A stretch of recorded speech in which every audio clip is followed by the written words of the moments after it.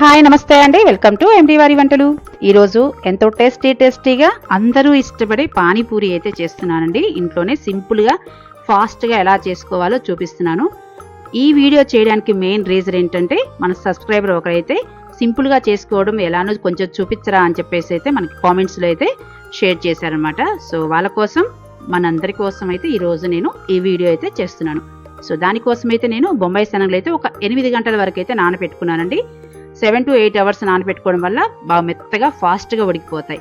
So అవి మునిగే వరకు అయితే వాటర్ యాడ్ చేసి అందులోనే మన రుచికి సరిపడా కొంచెం సాల్ట్, అదేవిధంగా 2 బంగాళాదుంప, ఒక మీడియం సైజు టమాటా అయితే యాడ్ చేస్తున్నానండి. టమాటా యాడ్ చేసుకోవడం వల్ల ఏంటంటే, టమాటా పులుపు కదా, దీనివల్ల ఏంటంటే మనకి కర్రీ అనేది మంచి టేస్ట్ అయితే వస్తుందన్నమాట.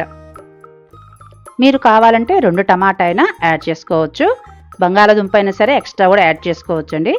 ఎలా అయినా పర్వాలేదు. కాకపోతే నేను మీడియం సైజ్ అయితే 2 బంగాళాదుంప, ఒక టమాటా అయితే తీసుకున్నాను. ఈ విధంగా మనం మీడియం సైజు కట్ చేసుకుంటే సరిపోతుందండి. మరీ సన్నగా అవసరం లేదు, ఎందుకంటే వీటిని మళ్ళీ మనం ఉడికించుకుంటాం కదా.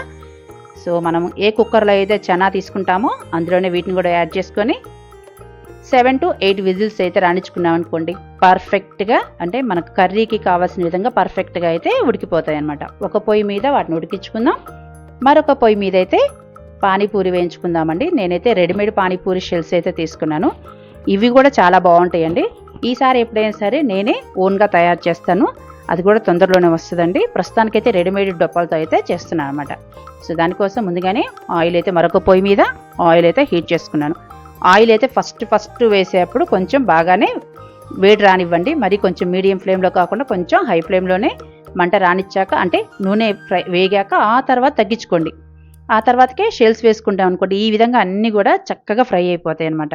ఈ విధంగా ఫ్రై అయిపోయిన వాటిని ఏదైనా బౌల్లో తీసేసుకోండి. మీకు ఎన్ని కావాలంటే అన్నిటిని అయితే మనం ఫ్రై చేసుకుంటే సరిపోతుంది. వీటి తర్వాతకి మనం పానీ ప్రిపరేషన్ చేసుకుందామండి. ఈ లోపల మరొక పొయ్యి మీద మనకి చెన్నా కూడా ఉడికిపోతూ ఉంటుంది, ఇటు పక్క పానీ. అన్నీ ఒకేసారి తక్కువ టైంలో ఎలా చేసుకోవాలో మీకు అర్థమైపోయి ఉంటుంది ఈ పాటికి. ఇది 2 పొయ్యిల మీద ఒక పక్క షెల్స్, మరొక పక్కన చెనా, అవి 2 రెడీ అయిపోయాయి కదా. ఇప్పుడు పానీ ప్రిపరేషన్లోకి, దానికోసమైతే నేను 2 సమానంగా తీసుకున్నానండి. కొత్తిమీర అండ్ పుదీనా 2 ఈక్వల్ క్వాంటిటీ తీసుకున్నాను. ఈ విధంగా శుభ్రంగా చేసి పెట్టుకున్నాను. ఎటువంటి నలకలు, గడ్డి అలాంటివి ఏం లేకుండా కుళ్ళిపోయిన ఆకులన్నింటిని శుభ్రం చేసి పెట్టుకొని ఒక మిక్సీ జార్లో అయితే వేసుకుంటున్నాను. 2 మీడియం సైజ్ కట్టలండి, 2 కూడా నేను తీసుకుంది. అంటే మనం తీసుకున్న క్వాంటిటీని బట్టి నాకంటే 1.5 లీటర్ అయితే వాటర్ పట్టాయన్నమాట. ఇందులోనే 2 ఇంచెస్ అయితే అల్లం, అదేవిధంగా ఇక స్పైస్ అంటే మన టేస్ట్ సరిపడా అయితే మనం యాడ్ చేసుకుంటే సరిపోతుంది. సో వీటిని కూడా యాడ్ చేసుకుందాం. ఇందులోనే మనం నానబెట్టిన చింతపండు కూడా అయితే యాడ్ చేసుకుందామండి. పులుపు అదే చెప్పాను కదా, పులుపు కోసం ఇది కేవలం. సో అది మన రుచికి సరిపడా మనం యాడ్ చేసుకోవాలి. మనం తీసుకున్న క్వాంటిటీని బట్టి నేను నిమ్మకాయ సైజ్ అంత అయితే చింతపండు తీసుకున్నాను. అదేవిధంగా ఇందులోనే కొంచెం సాల్ట్, కొంచెం వాటర్ పోసేసి వీటిని అయితే మెత్తగా గ్రైండ్ చేసుకుందామండి.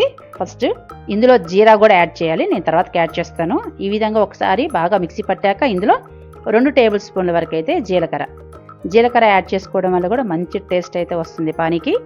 సో అది కూడా యాడ్ చేస్తే ఒకసారి ఎంత ఫైన్గా కుదిరితే అంత ఫైన్గా అయితే మనం మిక్సీ పట్టుకోవాలి. ఈ విధంగా మిక్సీ పట్టుకున్నాం, చూసారు కదా, చెప్పాను కదా, ఎంత ఫైన్గా కుదిరితే అంత ఫైన్గా. మీరు కావాలంటే డైరెక్ట్గా వాటర్ యాడ్ చేసి ఇలా అయినా వాడుకోవచ్చు, లేదు అనుకోండి వీటిని వడగట్టుకుంటే సరిపోతుంది. నాకైతే నేను తీసుకున్న క్వాంటిటీకి 1.5 లీటర్ వరకు అయితే వాటర్ పట్టాయండి. సో ఇప్పుడైతే వీటిని మనం ఒక బౌల్లోకి అయితే వడగట్టేసుకుందాం. ఈ విధంగా చూసారు కదా, ఇందులో ఇంకా కొంచెం వాటర్ కలుస్తాయండి, ఇవి చిక్కగా ఉన్నాయి. మీరు ఈ కన్సిస్టెన్సీలో ఉన్నప్పుడు ఒకసారి పులుపు, ఉప్పు, కారం అన్నీ చెక్ చేసుకోండి. కావాలంటే వాటర్ కావాలంటే యాడ్ చేసుకోవచ్చు. ఇంకా మీకు పులుపు తగ్గింది అనుకోండి, నిమ్మరసం యాడ్ చేసుకోవచ్చు, కొంచెం రెడ్ చిల్లీ పౌడర్ యాడ్ చేసుకోవచ్చు, స్పైసీ కోసం ఏదైనా పర్వాలేదు. సో ఇటు పక్క మనకైతే చెన్నా అయితే ఉడికిపోయాయి, చూసారు కదా. ఇప్పుడు వీటిని మీరు గంటితో కానీ, లేదంటే మీ దగ్గర ఏదైనా స్మాషర్ ఉందనుకోండి, స్మాషర్తో అయినా సరే మెత్తగా మెదిపేసుకుంటే సరిపోతుంది. దానికంటే ముందుగా ఇందులోనే కొంచెం స్పైసెస్ యాడ్ చేసుకుందామండి. దానికోసం 1 టేబుల్ స్పూన్ వరకు అయితే chaat masala, 1/2 tablespoon garam masala, 1 tablespoon అయితే రెడ్ చిల్లీ పౌడర్, ఆల్రెడీ మనం ఉప్పు వేసుకున్నాము. ఇవన్నీ వేసిన తర్వాతకి ఒకసారి స్మాషర్ తోటి బాగా స్మాష్ చేసుకొని ఒక్కసారి మనం పొయ్యి మీద పెట్టి జస్ట్ అలా ఉడికించుకుంటే సరిపోతుంది, ఎందుకంటే స్పైసెస్ యాడ్ చేసాం కదా అందుకోసం. సో మనకైతే కర్రీ కూడా రెడీ అయిపోయింది, పానీ రెడీ అయిపోయింది. అదేవిధంగా ఇంకేమున్నాయి, పానీపూరి అవి కూడా రెడీ అయిపోయాయి. సో మెయిన్ ఈ మూడైతే రెడీ అయిపోయినాయి. పానీపూరి అంటే కంపల్సరీగా ఆనియన్స్ కంపల్సరీ కదా, ఈ విధంగా సన్నగా ఆనియన్స్ అయితే తరిగి పెట్టేసుకుంటే సరిపోతుంది అంతే. ఎంతో యమ్మీ టేస్టీగా ఉండే పానీపూరి అయితే రెడీ అయిపోయిందండి. నాకు వీటిని చూస్తుంటేనే టెంప్టింగ్గా నోరూరిపోతుంది. సో ఐ హోప్ నా వీడియో కనుక మీకు నచ్చిందనే నేను అనుకుంటున్నాను. ఒకవేళ నచ్చితే మీరు కూడా తప్పకుండా ట్రై చేయండి, చేసే ఉంటారు. సో నా వీడియో కనుక మీకు నచ్చినట్టయితే ప్లీజ్ లైక్ చేయండి, షేర్ చేయండి, సబ్స్క్రైబ్ టు ఎండి వారి వంటలండి. మరొక కొత్త రెసిపీతో అయితే మళ్ళీ కలుద్దాం.